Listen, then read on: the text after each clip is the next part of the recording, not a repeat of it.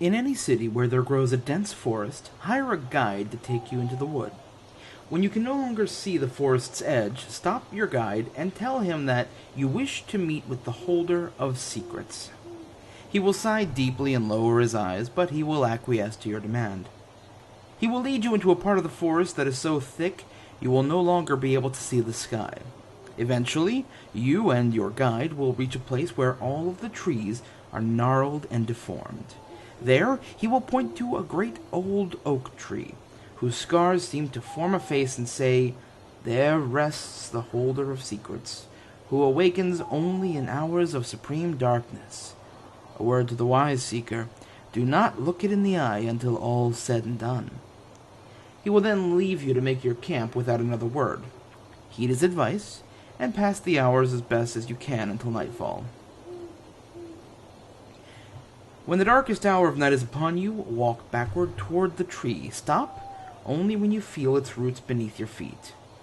Ask of the tree, for whom are they silent? If the tree does not respond, run away as fast as you can, and do not stop until you reach an area where no tree grows. If you do not escape, you will suffer a fate worse than death. If the tree responds only with heavy breathing, you must ask once more, for whom are they silent? Ask the same question until the tree begins to shudder, which you will know by hearing the rustle of its branches. When that happens, turn to face it, but keep your eyes lowered, so that you will only see the base of its trunk and the roots. The tree will say to you in a dry, rasping voice, "They are silent for the ones who were buried." To which you must reply, "Where were they buried, and why?" At this, the tree will chuckle, a sound that has driven many a man insane. Should you manage to hold on to your wits, the tree will begin coughing on you, and a foul-smelling sap will coat your body, but you must not attempt to turn away or cover your face. If you do, the great roots will ensnare your ankles, and you will be dragged under the earth as a source of eternal nourishment for the tree. Forever, you will feel its roots boring into your flesh, draining you of your vital fluids, yet never shall you be granted the relief of death, for the tree will also fill your veins with a liquid that will make you immortal. If you manage to stand your ground as the tree is coughing, it will recover its breath and will tell you the tale of those who were buried. The story is long and frightening, and you will wish to cover your ears and scream, but do not, lest the tree make you one of its victims. When the history has been told to you, you must turn your gaze upward towards the eyes of the tree. You will be fearful, and wish to flee, for there is naught but madness and death in those terrible pits, but stand your ground until the tree closes its eyes. If you are able to do so, the face will vanish into a trunk, and a branch will fall to the ground at your feet. It'll be thin and forked, but as strong as steel. As long as you possess it, you will find that you have the ability to locate buried items. Guard it well, for there are others who would seek its power. This branch is Object 191 of 538. Woe to the one who brings them together.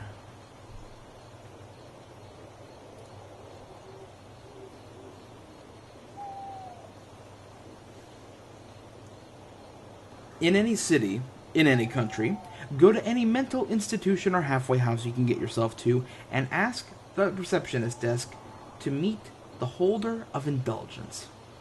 If the receptionist is male, he will lean back in his chair and breathe deeply. If the receptionist is female, she will lean forward and let out a heavy sigh. After several seconds, they will lead you outside to an old car. Sit in front, next to the receptionist. Do not sit in the back, or look into the rearview mirror at any time during the trip. If you do, well, let's just say the other passengers will not appreciate it. The receptionist may have a discussion with you, and you must answer any question he or she asks honestly, unless you would like to learn what happens to liars and their tongues. There is no need to wear your seatbelt, so don't.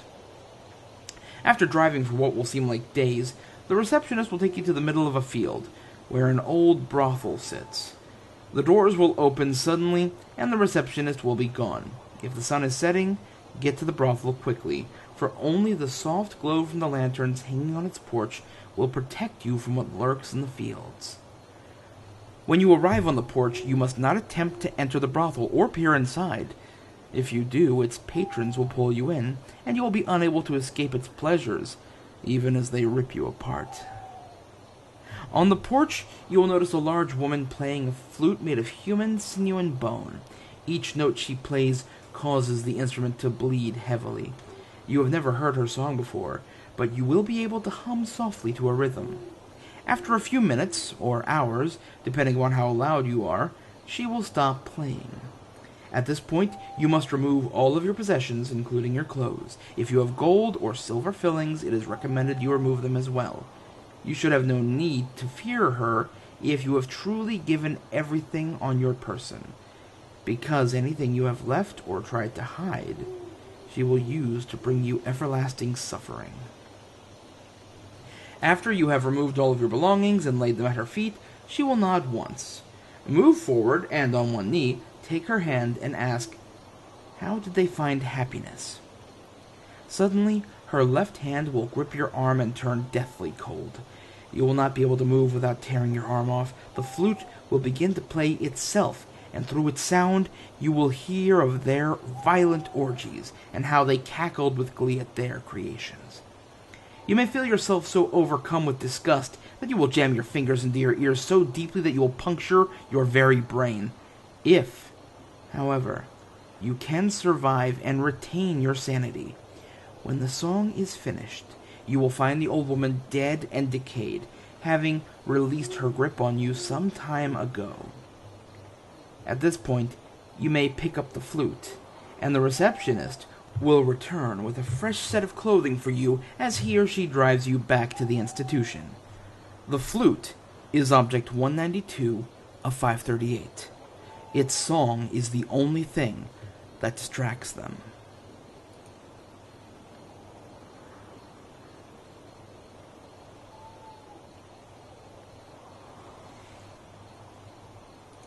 In any city, in any country, go to any mental institution or halfway house you can get yourself to.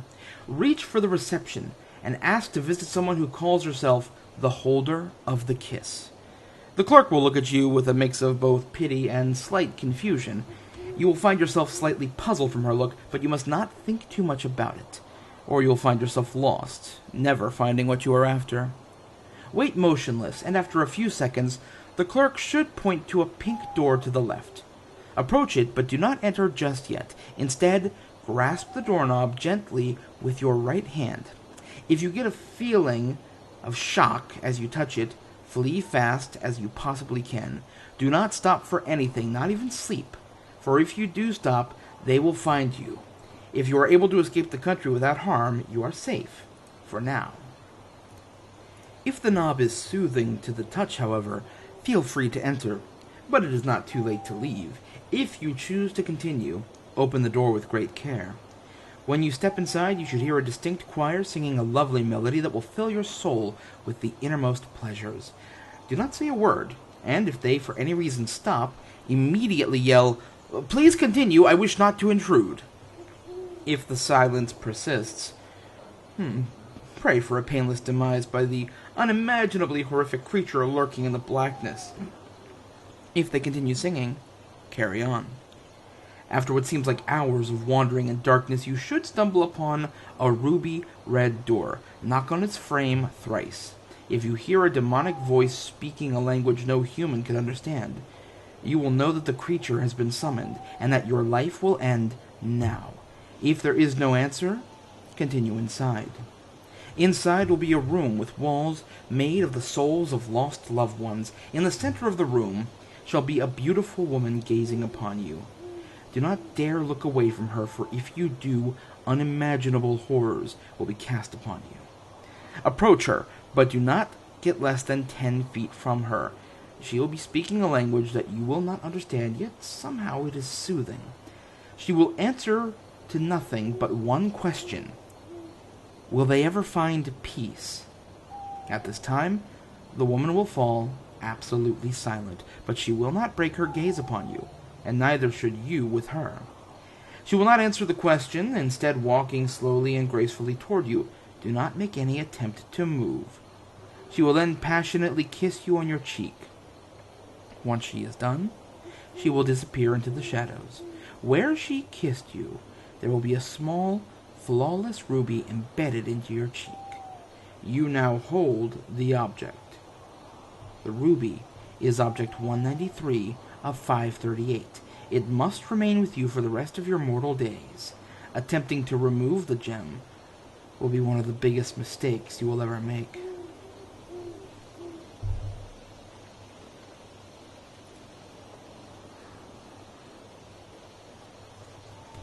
In any city, in any country, go to any mental institution or halfway house you can get yourself to.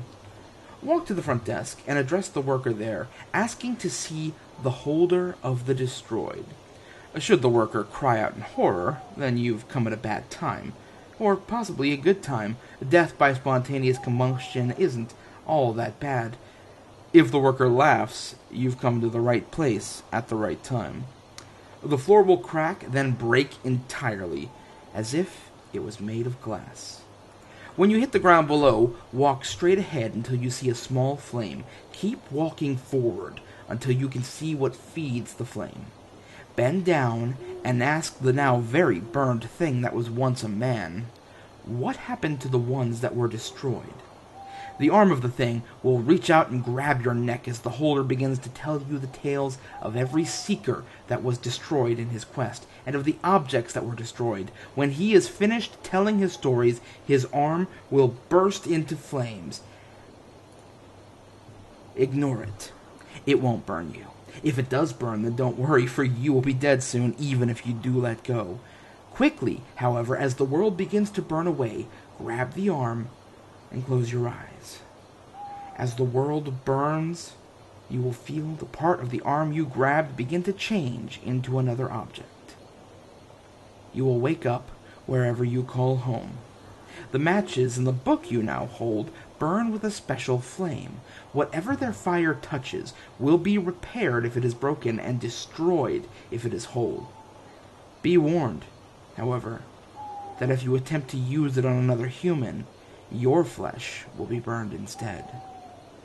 The matchbook is object 194 of 538. Keep it after all the matches are gone, lest his flame turn on you.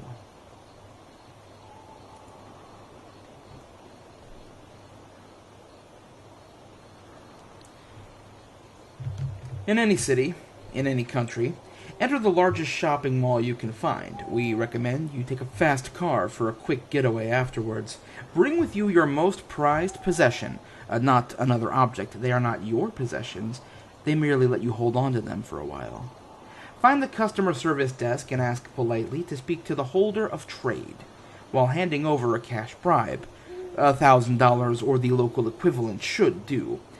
The person at the desk will look around furtively, and then lead you to a door of a nearby office, which you didn't see before speaking to them. They will knock 3 times and open the door. The person who steps out should be a burly, gray-haired man, wearing a blue business suit and smoking a cigar. If you see anyone else in his place, flee for your life, and with great fortune, you may escape. He will greet you gruffly and ask what your business is. Do not be fooled. This is merely the guardian of the one you want. Stare him in the eye and tell him, I seek an audience with the true holder. A look of terror will flash briefly over his face, then be replaced with anger as he tells you that he is the holder. How dare you question him? Keep staring him in the eye and repeat, I seek an audience with the true holder. Finally, he will wilt and turn back into the office, slamming the door behind him. Do not follow him, nor listen to his pleading and whining on the other side of the door. Eventually it will open, and he will lead the true holder out by hand. The holder always takes the form of a small child, though its exact appearance varies. It will be carrying a green silk drawstring purse in one hand. Pretend you believe it actually is a child. Try not to look it in its eyes. You won't like what you see in them.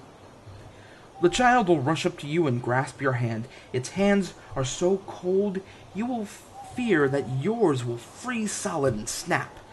Do not flinch. You are safe as long as you do not show any sign that you know there is something odd about it.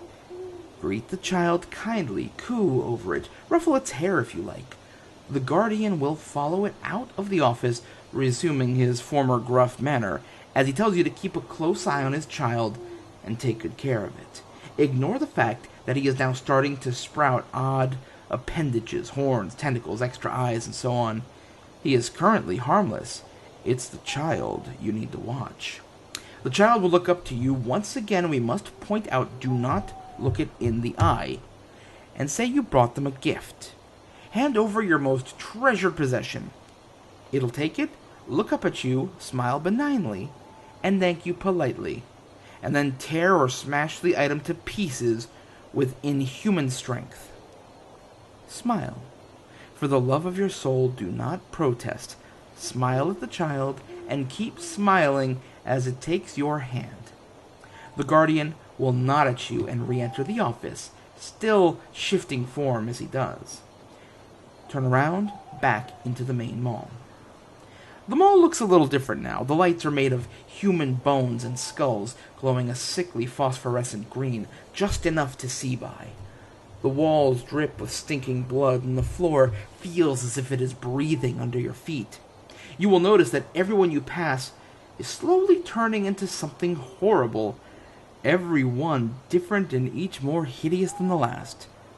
Do not respond. Smile at them if they look at you, apologize if you bump into them, and generally act as if they are the normal humans. Some of them are.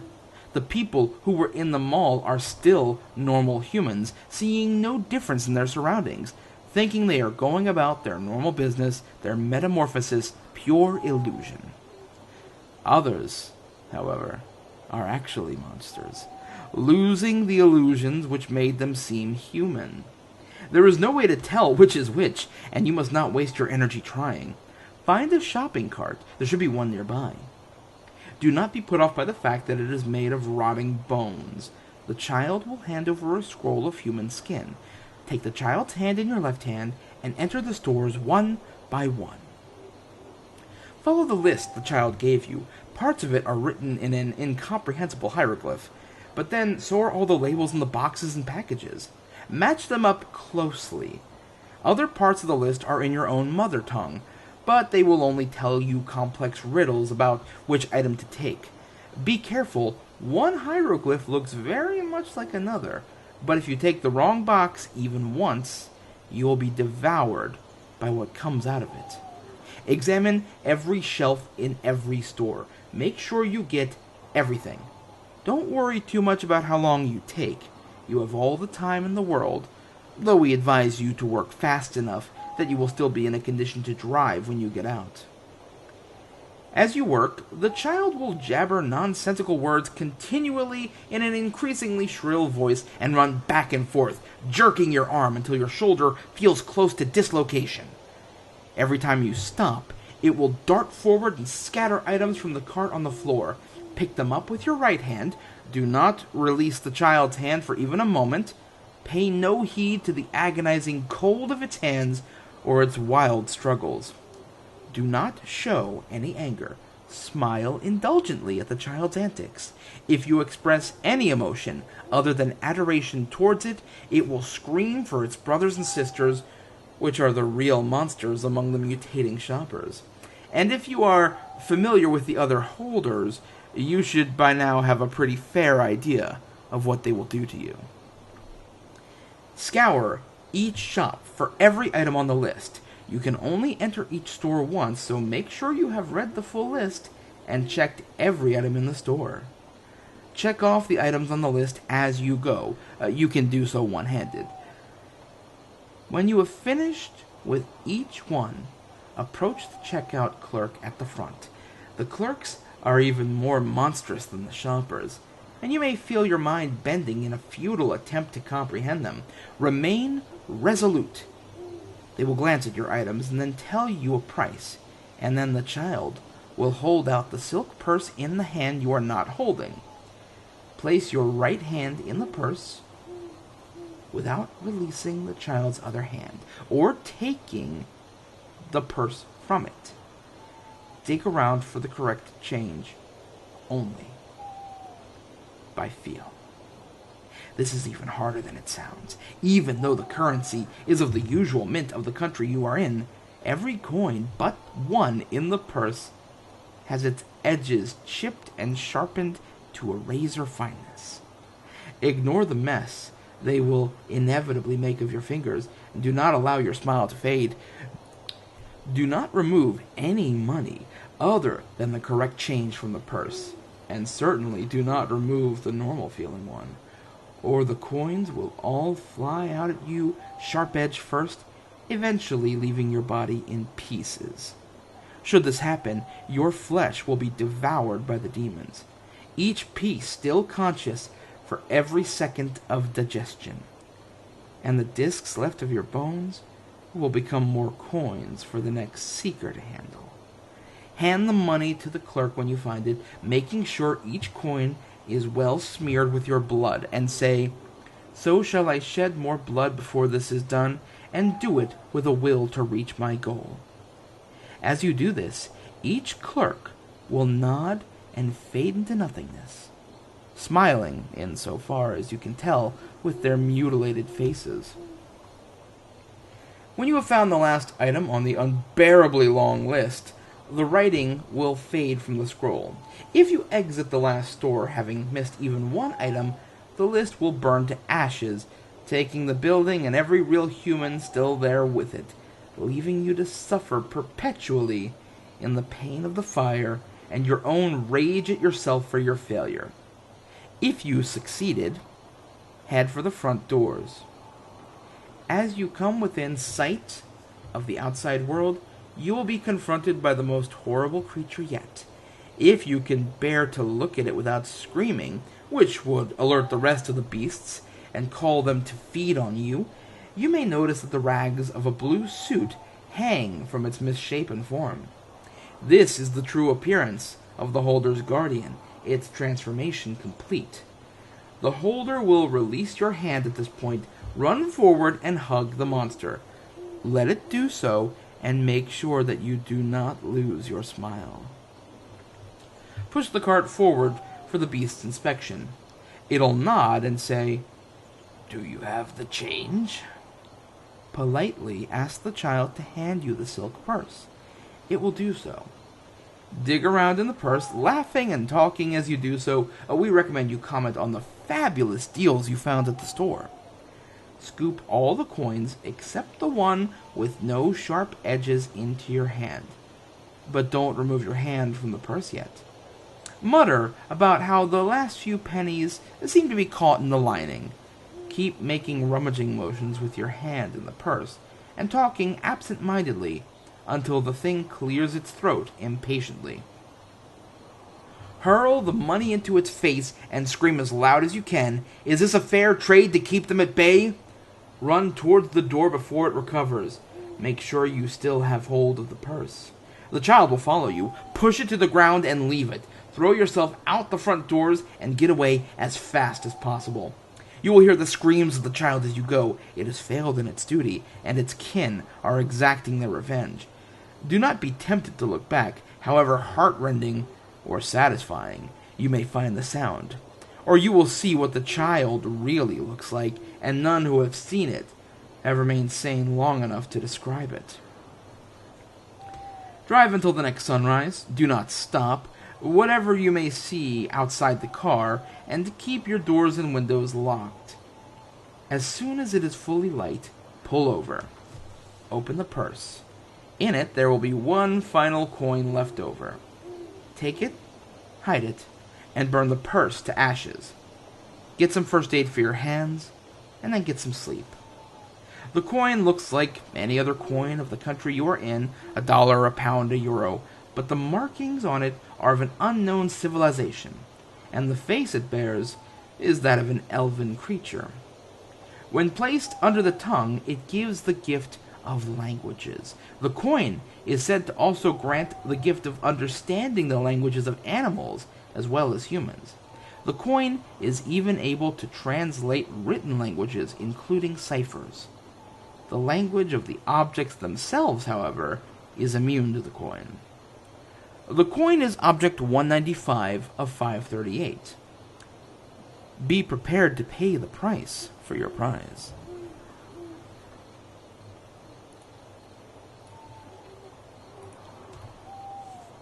In any city, in any country, go to any prison or penitentiary you can get yourself into.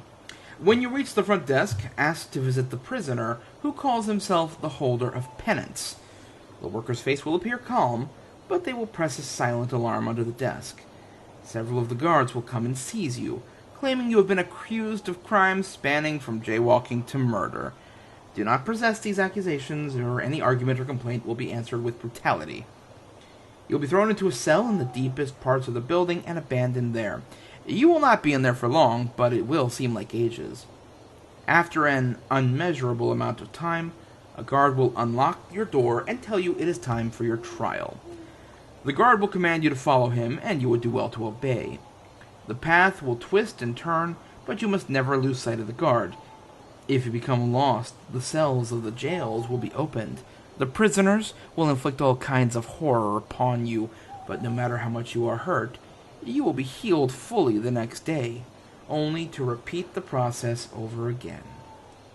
If you manage to keep up, you will be brought into a small room. The guard will instruct you to remove your clothes. Refusing will cause you to be judged guilty on the spot, and you will receive a punishment that only the damned souls in hell envy. Once you are prepared, the judge will place a crisscrossing chain on your torso. They will be freezing cold, but you must show no sign of weakness. If you shiver, you shall remain frozen in time, fully conscious, until the very earth burns out. You will be led to the front of the courtroom and presented to the judge. His demonic visage will terrify you, but it is highly advisable that you keep your eyes on him. Looking away could be conceived as a sign of lying. He will inspect you, and he will only respond to the question, "What did he do wrong?" The judge will cease his inspection and begin to state the charges against you. He will list every wrongdoing you have ever committed in your life. He will speak of the most minor crimes, the people you have fought with, and what you have done in your pursuit of the objects. You must remain silent while he speaks, for even now you are being judged. The judge will finish his diatribe and ask for your closing argument. The only thing you can say that will defend yourself is, "I regret every wrong I have done." You must mean this. No matter what the reason was, no matter what action was justified, you must feel truly sorry for it. If you have already met the holder of the downtrodden, or possess the mug of apathy, all hope is lost. The judge will then make his decision. If he finds you guilty, then you will join the audience of people that were present for your trial, forever hearing the misdeeds of others and feeling the pain that resulted from them. However, if the judge deems you innocent, he will step down from the podium, shake your hand, unlock your chains, and tell you exactly what went wrong with the objects and this world. His explanation seems to be simple, yet it is so complex that many stay in this courtroom for ages contemplating it. You must not do this, for this is exactly what the judge wants. The judge is, in fact, the holder, and if you still remain in the court when the chains are needed again, he will break every one of your bones with his gavel and leave you to die. The way out is as easy as grasping the chains that now lie at your feet. You will wake up inside your own home knowing that, for the moment, you are safe. After all, you've been found innocent, right? The chains have wrapped themselves around your chest again.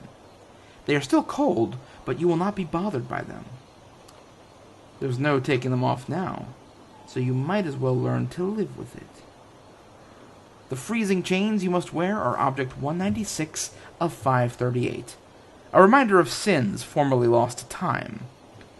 When they become warm, danger is near. Pray they remain cold.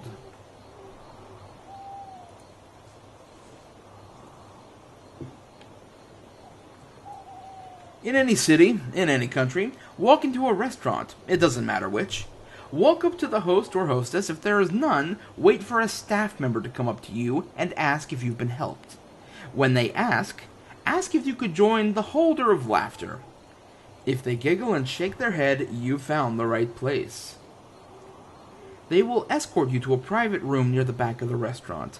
They will chuckle as they reach for the door, as if a comedian's dialogue was playing in their head. When it opens, walk inside. There will be a single spotlight shining on what appears to be a stage and a microphone. Walk up to the microphone and turn to face the front of the stage.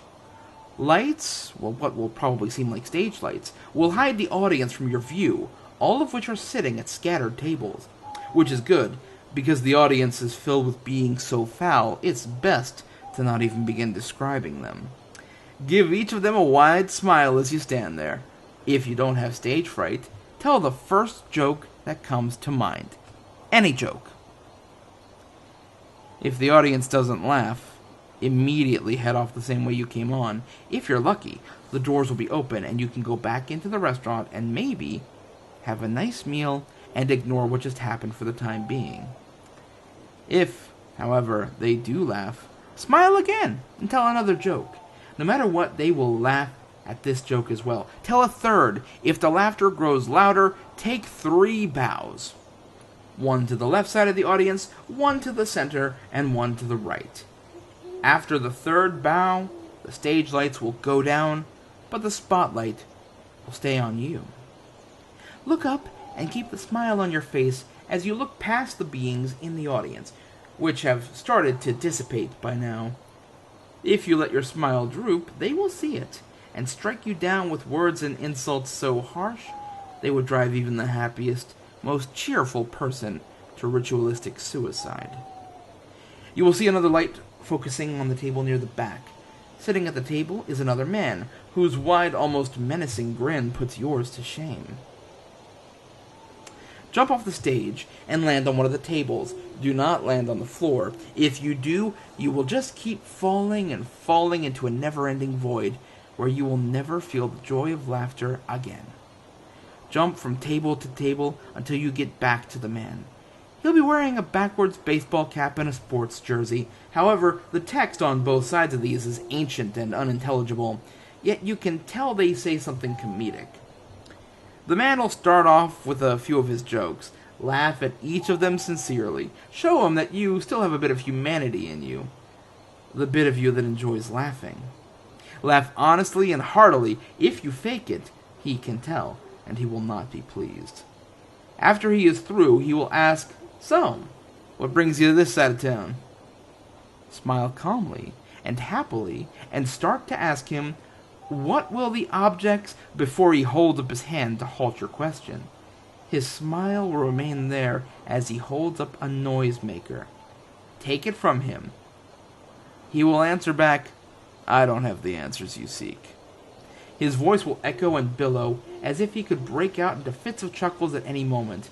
This holder always was a happy one. He looks up at you and gives you a wink. Before sending you on your journey, he adds, "Beware the clumsy man. He does not know of your quest, nor does he wish any ill harm. But if he finds any object, he will ruin any plans you have for them." With this, he gives one last nod before fading into blackness. Suddenly, a path will appear out of midair. It appears to be made of clear nothingness, but further inspection will show you that it is actually glass. Follow the path back to the stage, but never look down through it. If you do, you will fall into eternity. Instead, hurry to the stage and out the door. The doorman will say one thing to you before shutting the door. Don't try to open it, as it will lead nowhere. The doorman's joke is object 197 of 538. Aren't you glad you have a sense of humor? Now your quest can continue. But for now, get something to eat. The meal will be on the house.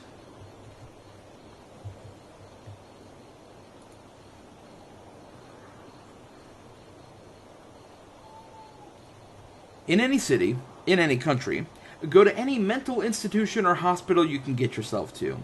And when you reach the front desk, Make sure the person there is a woman. Hand her any book so long as the words "I wish" are written on the cover in your own blood. Otherwise, you'll be turned away. The woman will look through the book with an expression of ecstasy on her face and give it back. You must not open this book, or the images it now holds would destroy your mind. The woman will lead you to the room of a young child with a strip of black cloth tied around its head. You must speak to him in a mocking tone, or he will remove the cloth. You must ask him the question, "Why will it happen?" Only then will the child accompany you to your destination. The woman will remove her fingers with a scalpel and hand it to the boy, then collapse onto the ground. Though the sounds of her agony will torment you, you must look away. This boy will lead you to an unused wing of the hospital. Strange beings inhabit this place, and you will see some of them shuffling down the hallways. Do not look them in the eye. Inviting as they may seem, most will tear you apart within seconds. After several hours, you will arrive at an old, decrepit door. The boy will insert the woman's finger into the keyhole, and it will open. This will be your final chance to leave unscathed. If you choose to leave, you must burn the book and throw yourself into the fire, for it'll be a much more pleasant death than what the book has in store.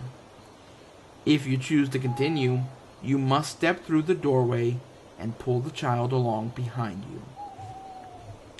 You will walk down many flights of stairs. Trying to count them all would drive you insane. You will see the shadows of beasts suspended in the air by chains, and any attempt to return up the stairs would be halted by them.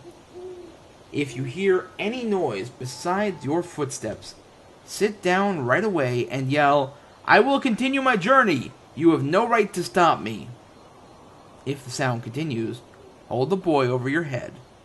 This is for his benefit, as the suffering that the darkness brings is preferable to being alone. When you reach the bottom of the stairs, close your eyes and concentrate until you can picture a door in front of you. If you succeed, the door will appear as it did in your mind. Hold the book toward the door and open it. A creature from the illustrations of a madman will unlock the door for you. Then join the creatures hanging in the room. Open the door. Beyond lies a furnished ballroom. Do not enter until a well-dressed man invites you in. He will offer to take your coat, but you must politely decline. You must ask him one question. Who will end it? The man will offer you a bemused glare and tell you of the world's deepest, darkest secrets. He will describe in horrifying detail all the sins committed by man. His explanation is enough to drive even the most stalwart mind to madness. This is the only time you may look at the contents of the book. Open it to any page and read it. The text will be in an evil, unnatural language, but your mouth will reshape itself to pronounce the terrible words. When you have read 4 pages top to bottom, the man will fall silent. If you go mad before then, you can at least take some comfort in knowing that the pain you'll soon suffer will be considerably more bearable. The man will lunge at you, his true form no longer hidden. His claws will tear through space itself. Beautiful women will tempt your vision, but you must concentrate on fighting. This is a battle for your life. If he wins, your very existence will be naught but eternal, undying pain. Once the man changes his form again, open the book once more. The beings inside will grab the man and the boy, pulling them into the book and muffling their screams with death. You will fall to the floor in terror now, and when you awake, you will find yourself in a boy's room, wearing his strip of cloth. Though it burns, do not remove it until you have left the building, for the sight of what now occupies the institution will be far too much for your fragile body to handle, and they will be alerted to your presence. Once you have left, carefully remove the cloth from your head and wrap it around the book. This book is Object 198 of 538. It is your only means of protection against him when they are brought together.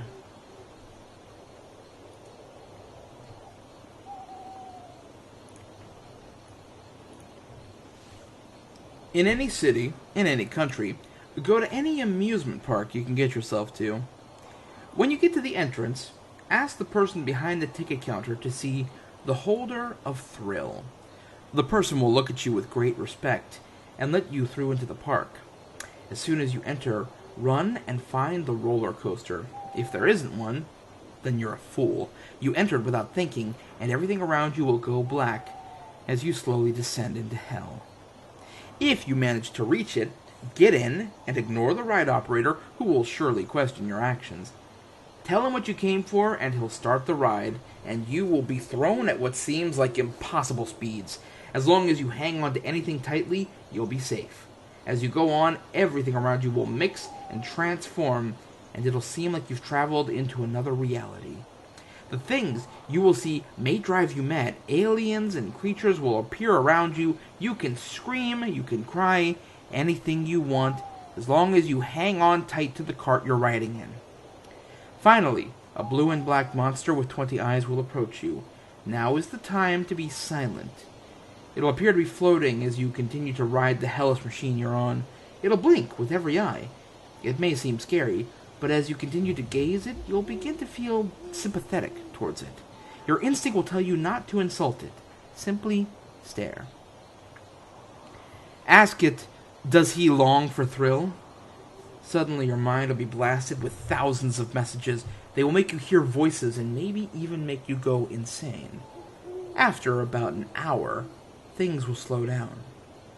Get off the ride, and you will realize that you've been gone for much longer than you thought. You have been gone thousands of years. The amusement park is gone, everything destroyed. There seems to be no civilization anywhere, and the sky is covered with dust. Careful where you step. There are likely mines surrounding you. Take 3 steps to the left. You will suddenly feel as though the ride you just got off was the ride of your life. And you will likely try to get in the roller coaster car you were in and try to go again. But as you turn to board the ride anew, you will see a letter. It'll have a picture of you as people considered you missing.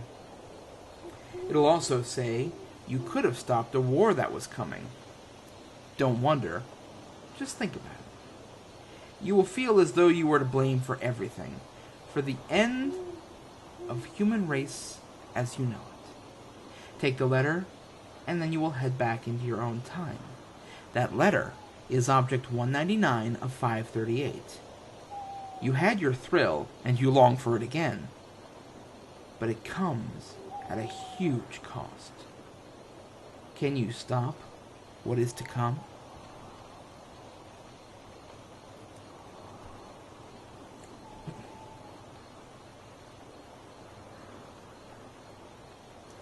In any city, in any country, go to any visitor information center you can get yourself to. When you get to the front desk, ask the receptionist where you can find the one who calls himself the holder of navigation. They should reach underneath the desk and hand you a thick, leather-bound book.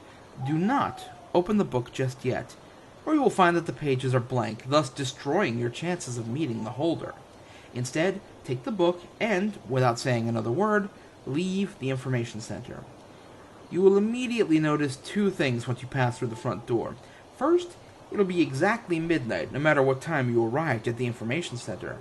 Second, your surroundings will be the exact opposite of where you originally came from. If the information center was located in the heart of a major city, you will find yourself in a rural area with rolling hills and deep ravines. Conversely, if the information center was in a sparsely populated area, you will find yourself in a massive metropolis with tall buildings extending in all directions. Once you have stepped outside, open the book the receptionist gave you. You see, to reach this particular holder, you must follow a specific route through the streets and alleys of this new world, and the contents of the book will guide you on this path. At first, it'll lay the route out in simple directions. Turn right at X Street, turn left at Y Avenue. But as you proceed further down the route, the instructions will grow more cryptic, until eventually You will have to solve complex, mind-boggling riddles in order to figure out where to go next. At each choice in your path, make sure you know beyond a shadow of a doubt which direction to take before proceeding. A single wrong choice will cause the holder's location to change, and your book will not update its contents to reflect it. In any event, you'll definitely want to make sure you're not outside when the sunrise comes. Like in your world, the denizens of this world are ready to start the day. To put it mildly, they don't take kindly to outsiders.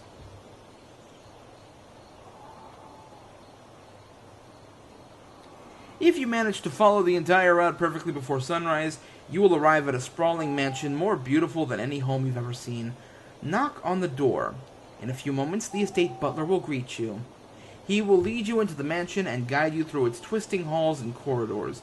You must follow him to a point, but you don't want to follow him the whole way, for he seeks only to lead you to your demise. If you break from him too early, however, you will become hopelessly lost in the sprawling labyrinth. The holder and his butler are not the only two inhabitants of this mansion, but they are by far the least harmful to you. You see, as the butler guides you through the estate, you'll see clues in your surroundings that tell you where you need to go. For a while, they'll match up with the butler's route, but eventually you'll notice that tells you to go a different way. Once you break away from the butler, continue to follow your surroundings' advice until you reach a steel door. There's no need to knock on this one, just head in. The door will open to a massive room filled wall-to-wall with video monitors. Each monitor displays a stunningly accurate map of a certain place in the universe. Try not to get too lost in their amazing detail, and make your way to the center of the room, where a figure in a sea captain's uniform will stand hunched over a table. He will respond to nothing save a single question. Your question will depend upon whether you seek for their reunion, separation, or destruction. For example, if you seek for reunion, you must ask the captain what is the path to reunion. So similarly, for the separation and destruction. The captain will not move, but he will lay out, in painstaking detail, exactly what must be done to lead you to the end that you seek. If you have any desire at all to fulfill this end, from here on out you must follow exactly what the captain has told you. Of course, this path only takes the present into account. If anything on that path should change, and with how long the path is, it will, you must be ready to adapt at a moment's notice. Once the captain has finished explaining the path you must take, the video monitors on the wall will glow brighter until their light becomes blinding. As soon as it reaches that point, just before your retinas are damaged beyond repair, the light will instantly return to normal, and you will find yourself back in the visitor information center you started in, standing in front of a map rack. Only one map remains. Take it and leave. When you get a chance to take a look, you will find that the map is of your hometown, with a specific place distinctly marked. This is where your path will begin. The map is Object 200 of 538. Like any other map, it'll only provide guidance. It is up to you to follow the path to the bitter end.